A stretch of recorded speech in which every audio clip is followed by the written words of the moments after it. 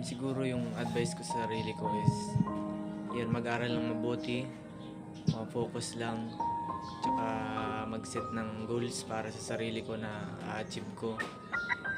Step by step process para hindi mahirapan sa mga activities, yung mga ganyan. Tsaka iwasan yung masyadong paglalaro ng online games like Mobile Legends. Kasi lamang yung oras ko sa pag-Mobile Legends, I think. Kaya I should avoid that kind of things. Tsaka laging makinig sa parents, sa mga advice, i-apply sa sarili. Huwag din kalimutang magsimba para magpasalamat kay Lord sa mga blessings tsaka kung bakit tayo nabubuhay sa araw-araw. Yun lang po.